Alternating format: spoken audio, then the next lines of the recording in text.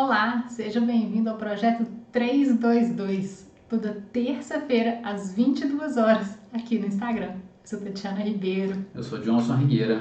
E hoje a gente queria falar sobre por que você pode ter problemas mesmo que o edifício seja novo. Pois é, porque, né? A gente tem uma visão de que as coisas que são novas, em geral, não tem por que dar problemas. Ainda mais um edifício, né? É concreto.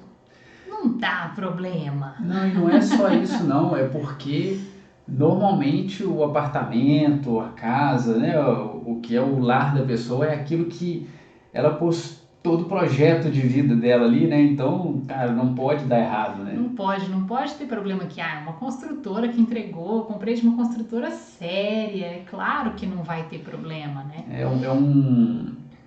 É uma coisa tão grande, tão monumental, como que vai dar problema um negócio assim, né? É como um carro, né? Quando compra um carro, você também acha que não vai ter problema, né? Acredita que o carro novo não vai te dar problema. E aí as pessoas esquecem que tem os famosos recall. Deu algum problema na hora da fabricação ali. O que acontece é que na engenharia também, né, na engenharia civil também pode dar problemas na hora da fabricação. A questão é que a gente não tem uma análise ali, uma produção em série, igual é uma produção em fábrica de automóvel, para identificar que o componente tal tá com problema e chamar todo mundo para o recall. Você não liga o computador, né? Você põe ali um leitor de computador ligado nos sensores do carro e revisa o carro inteiro em alguns segundos, né? Um apartamento, um prédio, né? Uma construção não tem disso, não né? Não tem disso, né? Mas é muito mais comum do que a gente pode imaginar, né? Agora tá até certo, né? A pessoa não imaginar que possa ter um problema. Não tá errado isso. Poxa, é a alegria da pessoa de comprar um imóvel, de comprar um apartamento, e a última coisa que você vai pensar é que pode dar um problema, né? E a gente, na verdade, a gente tem... Bom, dá boa Vamos noite aqui cumprimentar o para pessoal quem aqui. entrou aqui, né? Boa noite, Ecology Ambiental. A gente não sabe o nome, né? É o Nick. E Designer Glass. Valeu, pessoal. Quem mais? Isaac Melossi. De Maceió? Maceió? Caramba. Poxa, o bom da internet é isso, né? Que deixa a gente pertinho, mesmo a gente tá bem longe.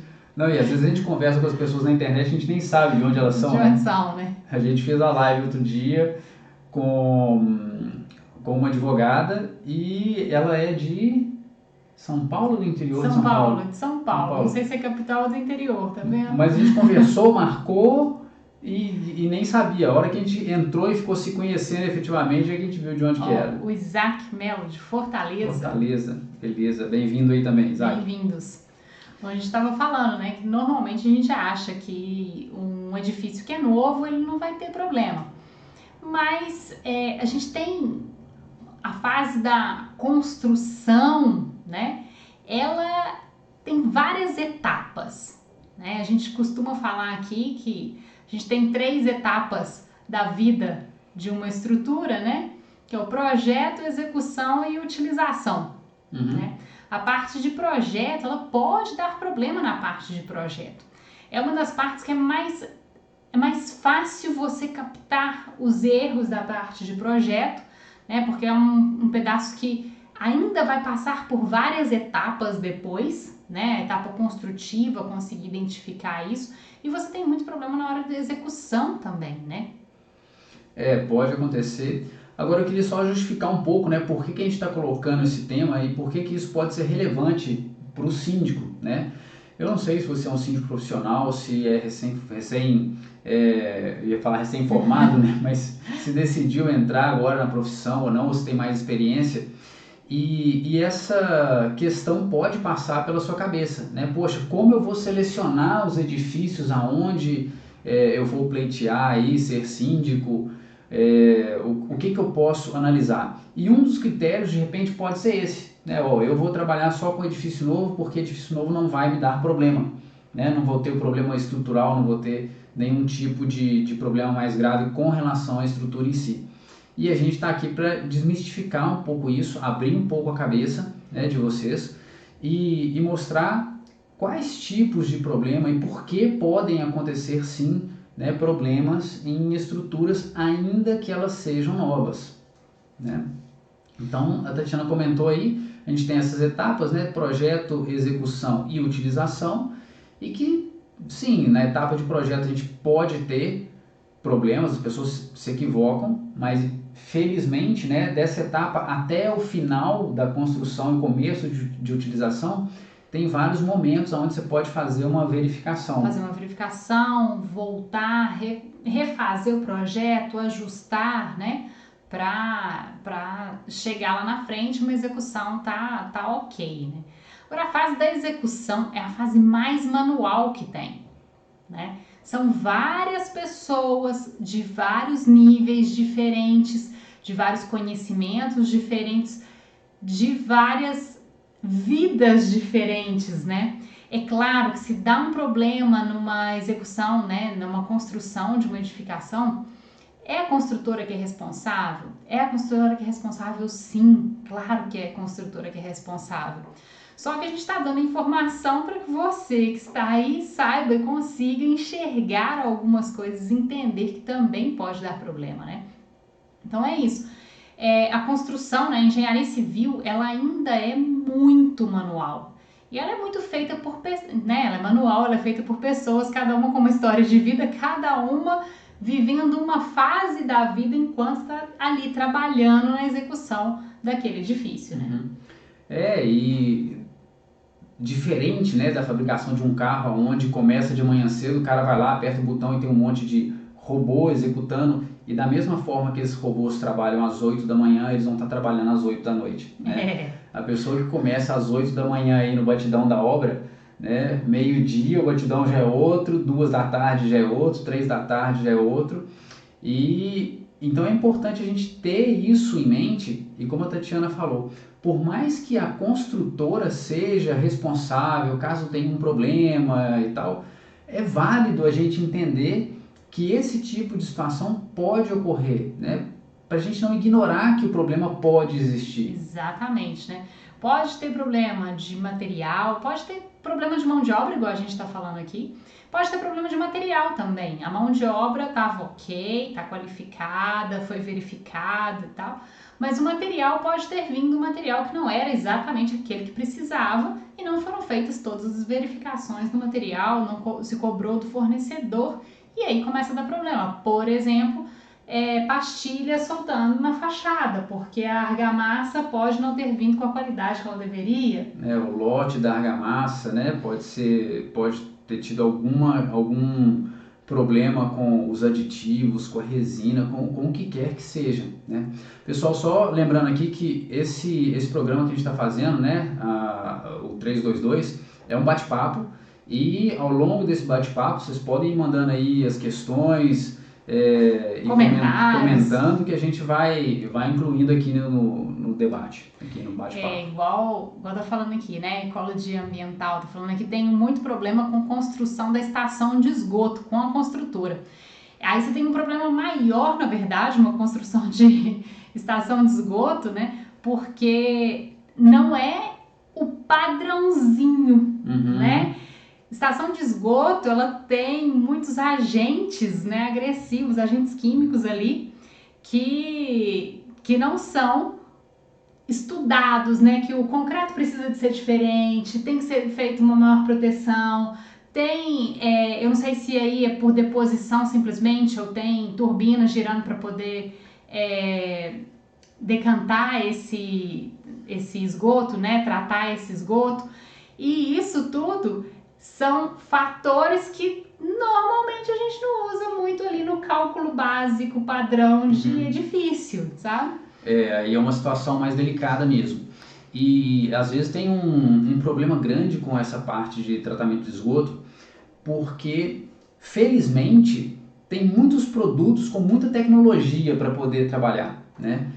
Mas são produtos que evidentemente eles têm o seu custo, E muitas empresas que fazem, né, as estações de tratamento de esgoto, ou mesmo as prefeituras, os governos, não querem pagar por isso, querem utilizar só, tentar fazer só com o concreto básico, né, com vamos dizer, o padrão como se fosse uma construção normal, e não é, né, não vai durar nada, precisa realmente de uma proteção muito maior, porque os agentes são muito agressivos, o pH é muito ácido, né, não é questão tão técnica a ideia que a gente tem aqui hoje do programa, mas isso aí acontece. E acaba acontecendo também em algumas situações dentro de edifícios não tão agressivas, né? Mas a gente tem dentro da parte de esgoto, né? Caixas de esgoto dos condomínios costumam dar muito problema e se tivesse o tratamento adequado poderia ser evitado. Parte fechada também de piscina coberta, área de piscina coberta, área fechada, que pega ali e faz o aquecimento da piscina, então tem o cloro da piscina, tem o aquecimento dali e portas fechadas para ser uma piscina aquecida, então a piscina aquecida com cloro, então evaporação de água com cloro local fechado. Isso não é muito também comum se analisar todos esses fatores na hora de determinar o concreto ali daquela região, e deveria ser. E às vezes do ponto de vista de resistência, né, da estrutura mesmo, de compressão, de suportar a carga, suportar o peso, tá tudo ok, né? Mas essa agressividade ambiental, né, dos vapores, dos agentes químicos, então isso sim pode fazer diferença. E aí são ações que tanto a construtora, mas também posteriormente o condomínio, né, deveria estar atento para fazer algum tipo de proteção, de limpeza, de cuidado mais contínuo, né? Por isso que é uma das coisas que a gente fala, né? Áreas a serem mais inspecionadas no condomínio. Se é para escolher, vai em região de garagem, que é a região mais agressiva, e vai em região de piscina, principalmente piscina coberta, que também é mais agressivo. Ou região de caixa d'água, lá no topo. São as áreas que normalmente são mais agressivas. E às vezes essas questões podem ser assim resolvidas de forma simples, né? Se tem uma concentração, por exemplo, numa área de piscina como essa ou numa área de garagem, uma concentração muito grande desses agentes agressivos, às vezes só abrir umas janelas de ventilação extras, né? Extras já ajudam, né, a diluir, né, a deixar mais limpo esse ar e facilita, né, que evite esse tipo de problema. Nessa fase de utilização também, né, mesmo que a gente voltando aqui, né, quando o edifício é novo, na fase de utilização, quando a gente está no início do edifício, no início da constituição do condomínio, é exatamente quando é terra de ninguém. Né? Todo mundo que chega ali quer fazer a reforma do jeito dele, dentro do apartamento que ele acabou de comprar, e normalmente ainda não tem todas as regras e diretrizes do condomínio, e aí gente tirando o box ou pegando a região do box ali do banheiro e colocando uma banheirinha de hidromassagem, porque o pessoal encontra o tamanho para qualquer cubículo de banheiro, eles encontram para colocar ali, né? Gente colocando piso sobre piso, martelete para todo lado, ar-condicionado furando viga, e não tem ninguém observando. Então, mesmo que o edifício seja novo, você pode ter muito problema de utilização, exatamente porque não é terra de ninguém. Diogo Queiroz, tudo bem? Boa noite, tudo bem? Diogo, bem-vindo aí, bem-vindo. Realmente, então, assim, esse tipo de coisa parece, né, de louco, né? Mas acontece, né? As pessoas às vezes vão fazer essa mudança e tem gente que faz isso conscientemente. Eu já conversei com pessoas assim, não, eu vou entrar e já vou fazer minha reforma porque depois eu sei que eles vão colocar muitos critérios, não vão deixar entrar com isso, não vão deixar entrar com aquilo e deixa eu resolver tudo aqui. Vou fazer enquanto ninguém está controlando. Pois é. O problema é que, independente das pessoas saberem ou não, né, a estrutura sente. A gravidade existe, ela puxa para baixo e acabou. E depois podem ter realmente problemas por causa disso, né? Vamos ver um comentário aqui. Aqui a construtora constrói muito próximo dos apartamentos. É muito complicado. Essa era uma outra questão que a gente ia falar, de problemas que você pode ter no edifício mesmo ele sendo novo, né? Quando você tem construções muito próximas umas das outras. Então, tá pronto o edifício, ele é novinho e tá construindo outro logo do lado. Pode ser a ET, o que for, né? Uma outra construção muito próxima ao edifício. Então, se tem cravamento de estaca, por exemplo, movimentação, né? De terra, dá uma movimentação de terra, de isso caminhão, pode dar movimentação, pode dar problema no edifício. São coisas que quem construiu aquele edifício ali não tem o controle, né? Que vão construir um outro do lado, e em que momento vão construir o outro do lado, mas isso pode afetar também. É claro que no caso da ET também tem a questão do incômodo pelos cheiros, né? A gente sabe disso, a gente passa às vezes perto de ET, a gente sabe. E acaba que o síndico sofre bastante com isso também, por reclamação dos condôminos, para que ele reclame com a prefeitura para evitar ou para resolver esse tipo de coisa, mas isso aí acho que tem pouca solução. Porque ou tem a reclamação por ter o cheiro do esgoto, ou tem a reclamação por não ter o sistema, né? Então aí é meio complicado. É meio complicado. Agora, não sei, aí eu faço uma pergunta. Do ponto de vista de agressividade ambiental, muda o fato de ter uma ET perto? Próxima. Depende se ela está aberta ou o que está vindo de vapor para do lado. Não deveria. Teria que ter uma concentração muito grande de ETs ali do lado para poder causar um problema. Para considerar que seria um outro ambiente, né? Porque, só esclarecendo aqui, né, existe a diferença, por exemplo, se o edifício está dentro de uma cidade, por exemplo, aqui em Minas, dentro de Belo Horizonte, né, ou no interior, uma região que não é industrial. Isso é uma forma, isso é um fator que a gente usa na hora de calcular. Se ele está na beirada da praia, se ele está no litoral, já é um outro tipo de ambiente. Se o ambiente é mais ou menos agressivo. Mais ou menos agressivo. Se você está numa região industrial, é outro valor. Então, eu acho que se a ET for muito grande, talvez possa ter que considerar um ambiente próximo ao ambiente industrial, porque o industrial tem muitos elementos químicos por ali, né? E só para esclarecer um pouco mais com relação a esse ambiente, com carro as pessoas entendem mais, né? Pelo menos aqui em Belo Horizonte a gente fala, né, que o carro, quando ele está na beirada da praia, ele está sujeito a maresia, né? Então tem uma corrosão aí na lataria do carro, né? E essa mesma agressividade que o carro está exposto aí, o edifício também está exposto, né? Por mais estranho que possa parecer, mas é fato, né? Essa agressividade ela penetra aí no concreto e vai ser agressiva tanto para o concreto como para o aço que está ali dentro do concreto. Não, obrigada, gostei de vocês. Obrigada. Opa, valeu. Valeu. E aí? Bom, então a gente falou, né, que podem ter, apesar do edifício ser novo, podem ter os problemas dos fatores externos, né, de construções próximas. Pode acontecer isso também, né, de ter uma enchente, por exemplo. Só complementar aqui antes, com relação às construções próximas. Então, uma dica que a gente dá para você que é síndico de um condomínio ou de um edifício que tem uma construção próxima, faça um laudo cautelar. Isso, laudo de inspeção cautelar. Um laudo de inspeção cautelar. O que é isso? É você chamar um perito, chamar um engenheiro, né? Você também pode fazer isso, mas o adequado é que um engenheiro faça, porque ele tem uma RT registrada, um documento oficial, e ele vai identificar toda a situação atual do edifício, tá? E o importante é que isso seja muito, muito fidedigno mesmo da situação atual. Não pode ser nem mais nem menos, não pode inventar a história, não. Tem que ser o que tem. Se o edifício já tem algum problema, registra esse problema que já tem do jeito que está.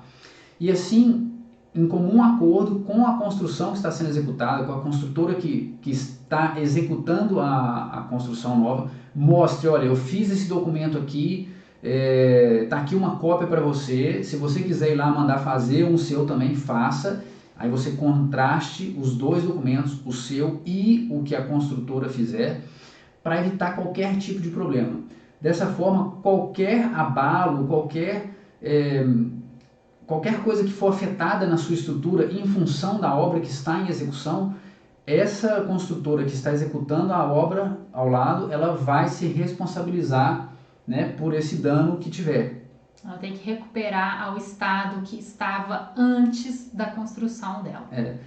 E é importante a gente entender também que às vezes não tem muito jeito, né? Às vezes vai acontecer algum dano e o importante é que esteja sendo acompanhado durante todo o tempo, né? Não ignorar. Isso. Apareceu uma fissura, apareceu uma rachadura. Quando terminar a obra a gente resolve. Não, tudo bem, quando terminar resolve, mas vá fazendo um acompanhamento ao longo da obra. Porque de repente essa fissura hoje tem 5 centímetros, amanhã tem 10, depois tem 20. Se aumentar muito rápido, você tem que entender o que está acontecendo. Às vezes parar tudo e mexer, né? Lembrando que se a obra é próxima ao condomínio, existem normas que obrigam os construtores a fazer esse laudo em um raio de 100 metros. Exatamente. Exatamente. Tem sim. Tá? Agora é isso, sempre é válido, né? A gente sempre prega assim que a gente deve buscar o maior controle possível, né? Então, assim, tem um custo fazer esse laudo de vistoria cautelar? Claro que tem. Mas é uma segurança e é uma forma de você ter o controle nas suas mãos? Também é. Então, a consultora tem obrigação, beleza, mas e se ela não fizer? Né? E aí vai deixar para resolver depois? E se depois esse problema for tão grande que não dê para resolver de uma forma simples, né? Ou só economicamente? Então, é isso que a gente sempre fala, que vale a pena a gente procurar sempre ter o controle nas mãos. E você pode fazer com uma pessoa da sua confiança, né? Alguém que seja da confiança do condomínio, que o condomínio conheça. Porque a construtora normalmente vai chamar alguém da confiança dela. Ela muitas vezes vai chamar exatamente quem fez o projeto do edifício que ela está construindo ali. Eu já fiz isso, eu fiz o laudo cautelar, laudo de inspeção cautelar, exatamente para a construtora enquanto estava sendo construído um edifício que eu tinha projetado. Né? É claro que assim, a rigor, né, independente de quem contrate, né, se é a construtora ou se é o condomínio, o profissional... Ele tem que ser neutro, né? A gente tem que identificar exatamente o que existe e o que não existe e pronto. O resultado, tem que ser o mesmo, né? Mas você pode ter um da sua parte também. Nesse caso, quando eu fiz esse serviço, as edificações, né, que estavam, no caso eram 2 edificações que tinham essa interferência, todas 2 aceitaram o laudo porque estava ok com o que eles também estavam enxergando. Então tudo bem, porque ela pode também não aceitar, né, e pedir uma outra pessoa. Claro, e também lembrar que as construtoras, né, elas têm interesse em fazer esse laudo de vistoria cautelar dos prédios que já estão, das obras que já estão construídas, porque do mesmo jeito que tem má intenção... Por um lado pode ter má intenção pelo outro. Exatamente. Né? E a gente já viu isso, né, de pessoas onde, não fez o laudo cautelar aqui, o meu prédio não tinha problema, mas como ele não fez, eu vou falar que tinha. E realmente, aí a construtora não pode se defender, porque ela não fez o que ela deveria ter feito. Né? Exatamente. Mas enfim, o correto é o correto, né? Então, e além dessa interferência, né, com construtora, mesmo que o edifício seja novo, ele pode ter problemas. Por exemplo, pode ter uma enchente daquelas, né, que não está programada, não está no projeto. O projeto de um edifício bonitinho ali, que não está próximo a nenhum riacho, rio ou o que seja, a gente não fica colocando que vai entrar uma enxurrada lá dentro, né? Não considera isso. E aqui mesmo a gente teve, no nosso condomínio, tinha umas caixas d'água guardadas fora do lugar e jogou um muro de divisa no chão. Tem vários fatores, né, que podem acabar acarretando em um tipo de situação assim, né? E uma chuva forte, né, ou uma enchente pode parecer assim meio que inofensivo por uma estrutura tão robusta, né? Mas tem várias coisas que podem acontecer. Então, num caso como esse, por exemplo, cai um muro. Um muro de divisa, ele nem é estrutural. Não, e ele caiu para o meio da mata. Então, assim, não teve risco para pessoas, nem para a estrutura, não afetou a estrutura nesse caso. Mas vamos colocar num caso genérico, né? Vai cair um muro de divisa. Um muro de divisa não tem nada de estrutural, não tem problema nenhum. Mas e se esse muro de divisa cai exatamente para o lado da estrutura e bate na estrutura e abala a estrutura?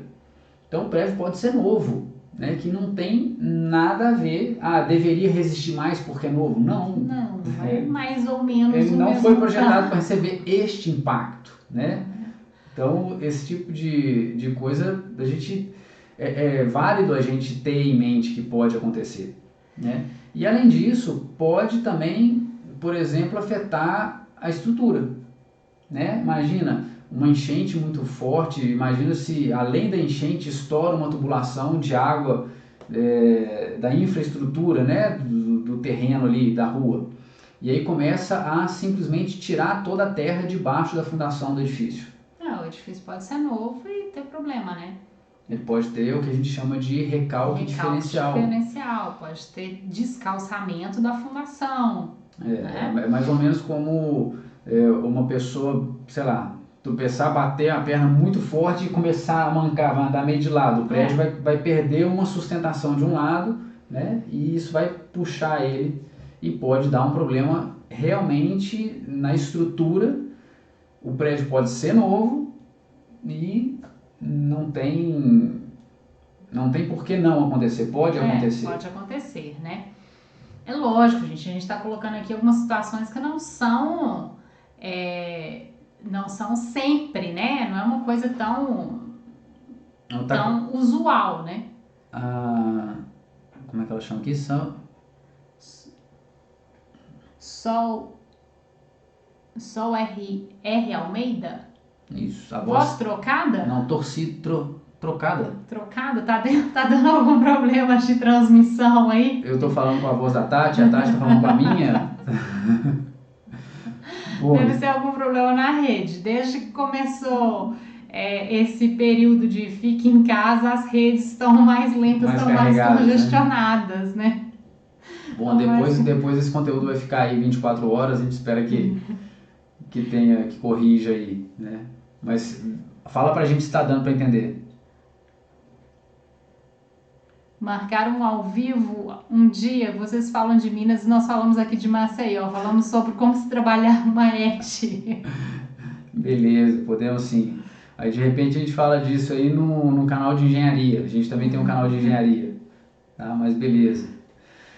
Então, voltando aqui, né, tem mais um fator que a gente pode comentar aqui, que mesmo o prédio sendo novo, né, mesmo a construção sendo nova, a gente pode ter problema, que é o incêndio. Incêndio não escolhe se ele vai acontecer numa estrutura antiga ou se ele vai acontecer numa estrutura nova, né? E um incêndio sempre vai afetar a estrutura, né? Ele tem bastante potencial. Bastante potencial para poder afetar a estrutura, né? É lógico, não é um papelzinho que queimou que vai fazer diferença, né? É um incêndio, né, gente? Mas o incêndio costuma começar com um papelzinho que queimou, uma cortina que encostou na vela e coisas desse tipo, né? Nenhum incêndio começa grande, né? Nenhum incêndio começa grande, exceto as explosões, assim, de gasolina e etc. Mas é mais normal as pessoas até entenderem, né, esse impacto que um incêndio causa na estrutura até do que o que uma enchente causa na estrutura. Porque normalmente as pessoas pensam, poxa, a enchente passou ali e foi embora, né? Mas tem problemas graves que podem ficar decorrentes de uma enchente, assim como de um incêndio, né? O incêndio, depois que ele afetou a estrutura, você tem que verificar se a capacidade de carga dele é a mesma, né? Se vai continuar trabalhando igual, você tem que fazer algum tipo de reforço, algum tipo de recuperação. E numa enchente, dependendo do tipo de águas que passem ali, vamos supor, em geral pela garagem, né? As partes mais baixas do prédio que fiquem depositadas ali, elas podem ser agressivas e afetar. Então, no caso da ET aí que a gente estava comentando, né? Se vier muita água residual, se vier muita água de esgoto, tudo isso pode penetrar nos poros do concreto e depois causar um problema para a estrutura. A questão é que às vezes a distância, né, distância de tempo ficou estranho, né? O tempo entre que teve enchente e que a estrutura começa a mostrar os problemas pode ser grande. E aí as pessoas não relacionam que o que causou aquele problema na estrutura foi aquela enchente lá atrás. Né? E o incêndio normalmente é mais imediato. A pessoa sabe que teve um incêndio, a chance de ter sido, né, de ficar um dano é maior, né? Inclusive uma dica, né? Se ocorrer um incêndio no edifício, né, chame uma perícia, chame um corpo de bombeiro para fazer um laudo da estrutura também, para ver o que afetou, se precisa de fazer alguma recuperação. Isso tem muito a ver com o tempo que o edifício ficou exposto a esse incêndio, né? O tempo que ficou pegando fogo até que se extinguiram todas as chamas. A idade do edifício tem a ver, mas não porque o edifício seja antigo, mas pelas normas de construção, né? As normas de projeto e construção do edifício que mudaram de 2010, 2012 para cá, que aí eles estão mais protegidos, né? Demoram mais a ter problema. Hoje, antigamente, não se prestava muito atenção nisso, né? Não entrava em projetos, né? E do ponto de vista do síndico, é sempre bom a gente dar essa dica também. Procure sempre que você tiver alguma situação crítica como essa, né? Ou um incêndio, ou uma enchente. No caso das obras perto já tem o laudo de vistoria cautelar, né? Mas faça sempre uma verificação, contrate sempre um laudo. Poxa, teve uma enchente muito forte, a garagem ficou cheia de água muitos dias. Faça uma inspeção, faça uma verificação, registre isso num documento. É um histórico que você vai criando, né, para a vida do edifício ao longo dos anos, né? Imagina que daqui a alguns anos você vai entrar como síndico de um edifício um pouco mais antigo. E quando você chega lá, tem todo um histórico do que aconteceu, quando que aconteceu, quais foram os problemas, o que precisou ser feito, ou não, estava tudo ok, e você tem uns laudos que comprovam que estava tudo ok. Então isso é uma garantia que você vai gerando, né? Uma tranquilidade. Uma segurança para você mesmo como síndico, né? Porque se você, como responsável legal pela edificação, você tem responsabilidade sobre essa segurança dos moradores, e sobre a segurança dos moradores não é só a entrada de pessoas na edificação, mas a segurança da edificação, né? Ela vira ruir ou alguma coisa assim, né? E isso também gera um baita diferencial para você como profissional. Porque quando se você sair de um edifício e deixar todo esse histórico, né, como você vai ser bem visto tanto pela próxima gestão como pelos próprios condôminos, e como isso pode te impulsionar a ter aí novos condomínios, mais condomínios que estão buscando esse tipo de profissional, né? Fernando Lima, síndico Fernando Lima, deixou ali uma dica, né? Uma dica boa: devemos analisar bem o contrato de seguro do condomínio para garantir um ressarcimento adequado nessas situações. Exatamente. E a outra dica, né, como a gente falou, como é terra de ninguém, né, quando o condomínio acabou de ser constituído, as pessoas, a construtora entregou, as pessoas estão pegando a chave e tá passando ainda das mãos da construtora para o condomínio, não tem regras, todo mundo quer fazer tudo, entrou, vai pegar o condomínio nesse momento, enquanto a construtora está passando, já coloca todas as regras de reformas na hora, naquela constituição, lá no documento zero do condomínio, já coloca tudo isso, para que não seja terra de ninguém, e já comece a fazer as inspeções, né, as inspeções e controle dessas reformas desde ali do princípio. Tem aí a norma, né, de reformas da 16.280, e a gente realmente não vê muitos síndicos tomando conhecimento disso e atuando conforme ela. Às vezes até eles têm conhecimento, mas não atuam conforme. Então vale a pena você, né, se você é síndico profissional, já ter esse documento, independente de qual condomínio você vai entrar, você já entra com isso aí, né? Você entra com ele na frente, assim, ó, né, para evitar grandes problemas, né? Só o que devemos checar, olhar as cláusulas em caso de enchente, o que está no seguro, o que a seguradora cobre, né? Em caso de incêndio, o que ela cobre, verificar que tem isso lá no seguro, né? Se eu entendi bem que era sobre isso, né? Sobre essa pergunta. Se não, coloca aí pra gente qual que era mais específico. Um pouco mais específico pra gente aí, por favor. Essa parte de seguradoras, eu realmente tenho a opinião que elas vão começar a ser cada vez mais criteriosas, principalmente com relação a isso da norma de reforma, né? Porque tem a norma de reforma e tem a norma de desempenho agora. Então, muitas coisas que podem afetar a estrutura, que podem ser decorrentes de incumprimentos de norma de reforma, de norma de desempenho, as seguradoras podem se respaldar nisso aí e falar, olha, se descumpriu isso aqui, eu não vou pagar, né? Então pode acontecer sim, né? Poderia repetir, por favor? Sim. Sim, sobre o condomínio? Sobre o seguro? Sim, o seguro é o condomínio que contrata, isso. Por quê? O que acontece? A construtora entregar a obra com algum problema é responsabilidade da construtora.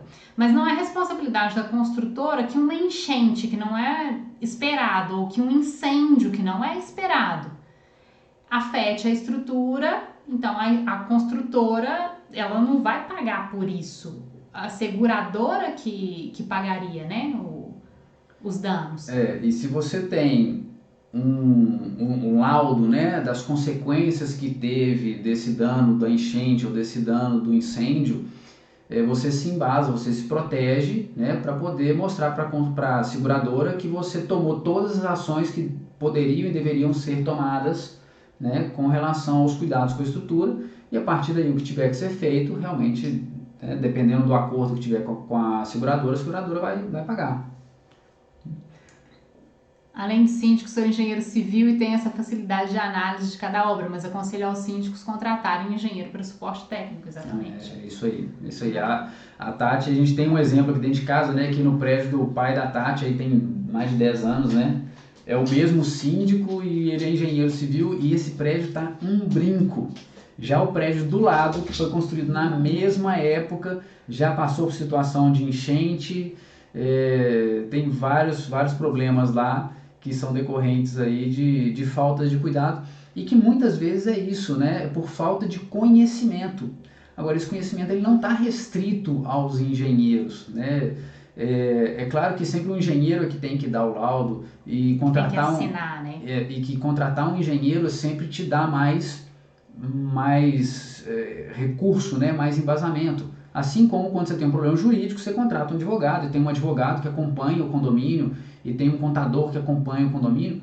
É muito válido hoje, né, a gente enxergar uma estrutura de forma profissional e ter um engenheiro que vai ser o responsável pelaquela estrutura, assessorar, né, e assessorar você aí com as ações que precisam ser tomadas, né? Então, como síndico, você não precisa conhecer de absolutamente tudo, mas é muito válido que você não seja um leigo no corpo principal do edifício, né, que é a estrutura.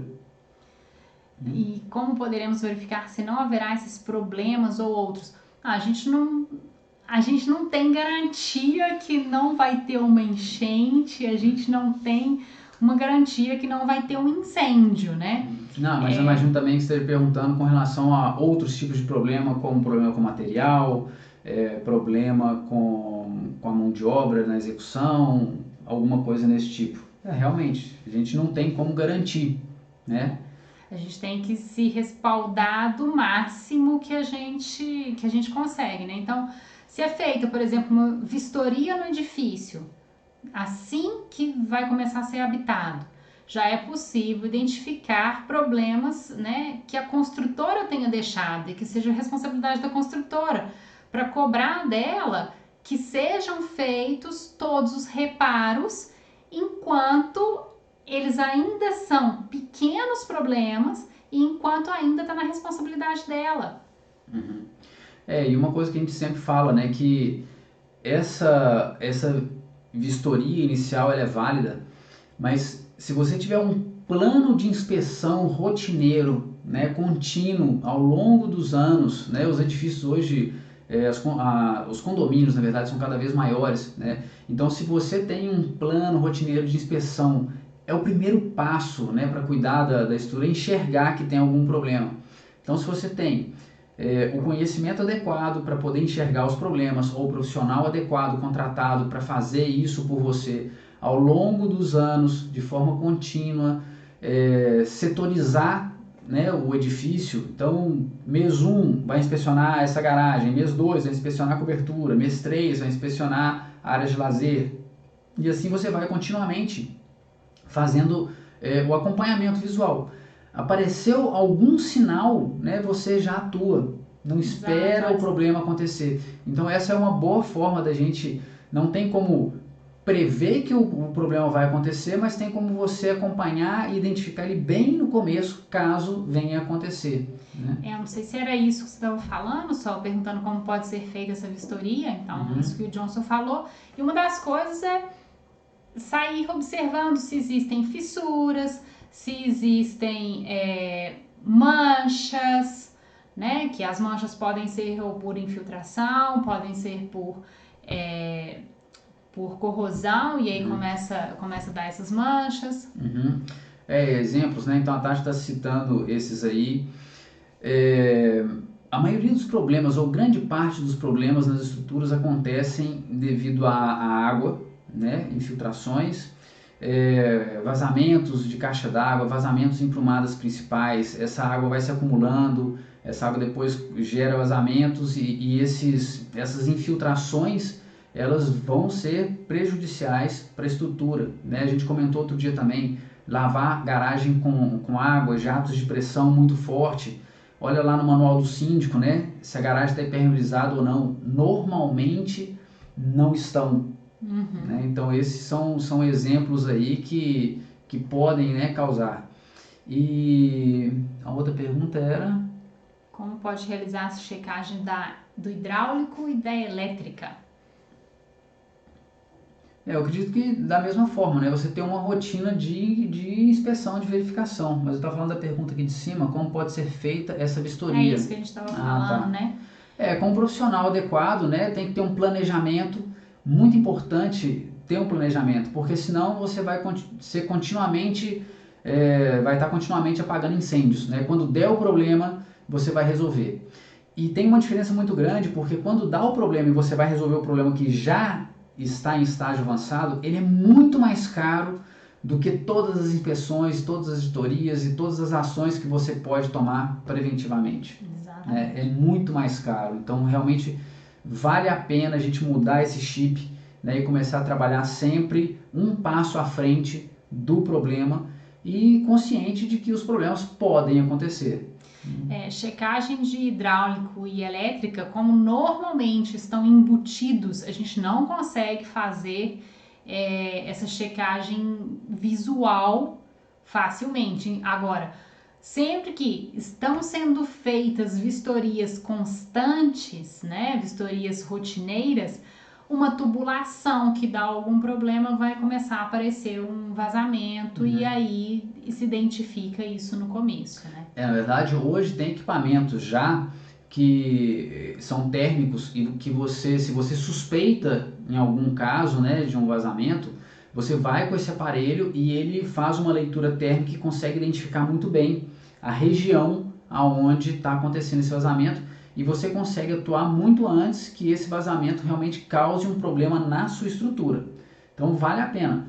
Agora você tem que ter essa visão, né, de que vale a pena você ter no seu planejamento físico-financeiro mesmo, de olha, uma vez por ano fazer uma inspeção geral, dependendo do tamanho do seu condomínio, ou manter um contrato, né, com uma empresa que vai fazer essa vistoria continuamente ao longo do ano.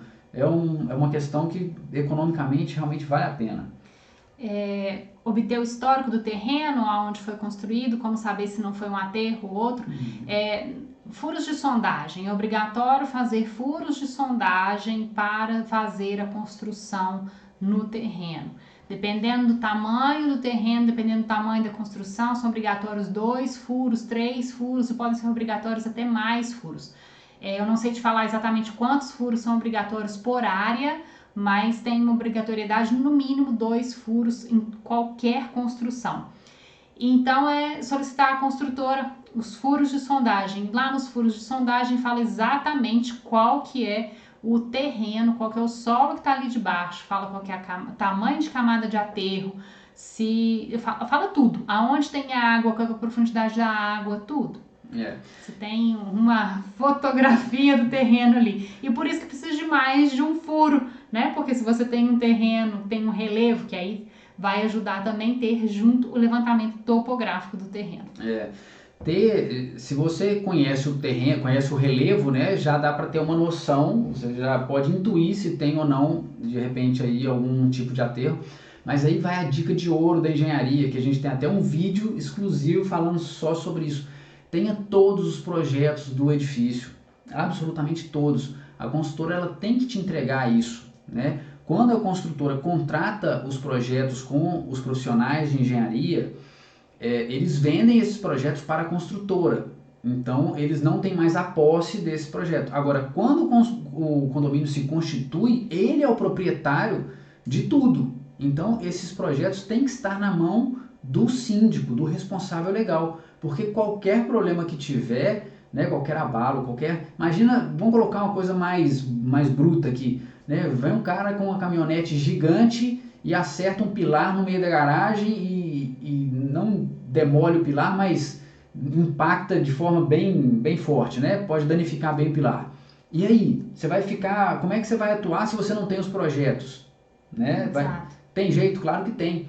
Mas caro. É mais caro, né? Então, vale a pena. A dica de ouro da engenharia, tenha todos os projetos. É só voltar aqui, tem umas perguntas aí. Willamy. Oi, Willamy. Opa, joia? E aí, beleza? Melhor formação para síndico sobre engenharia para condomínios. Muito obrigada. Valeu. Nós estamos precisando de marcar a consultoria, hein? É isso aí. Apertei um negócio errado aqui. Volta aí. Pessoal, a gente estava falando sobre a questão de reforma, né? A gente tem um e-book aí nosso, né? Sobre norma de reforma, quem quiser baixar, vale a pena aí. Eu criei em meus condomínios um plano diretor onde faço levantamento de todo o sistema construtivo através do manual memorial, né? E com isso se tem um norte das ações. Exatamente. É isso aí, esse é o caminho. E Alice? Ei, Alice! Boa! Ei, aqui onde passou um aqui, ó. Não, esse aqui de cima aqui, ó. Quais são? Quais as plantas e documentos que você tinha acabado de falar? Tá, já falei isso aí, já falei. Né? Pessoal, dica de ouro da engenharia. A voz voltou ao normal aí agora ou eu continuo falando com a voz da Tati e ela com a minha? Muito obrigada, Sol. Muito bem, parabéns. Valeu, pessoal. O material da reforma, eu vou verificar se na nossa home tá lá, tá? Se não, eu vou disponibilizar o e-book lá na home, ok?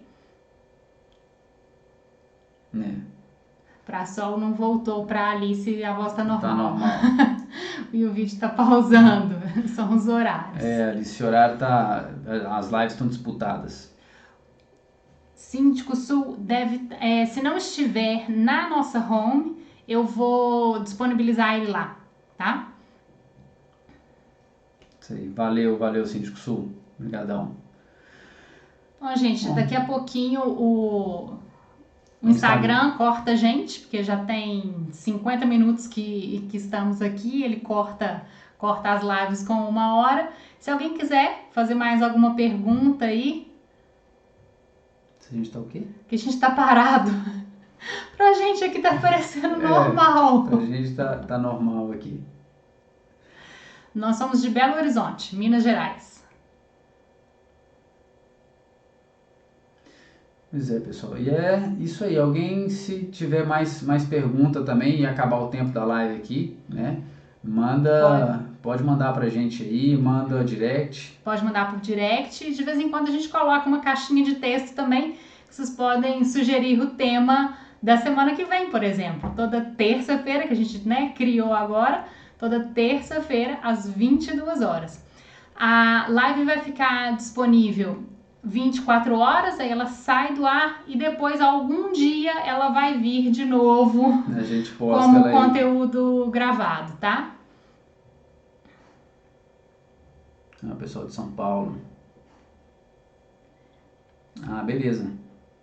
Precisar de ajuda ou qualquer coisa, a gente tá aí. Tá joia. Obrigadão também.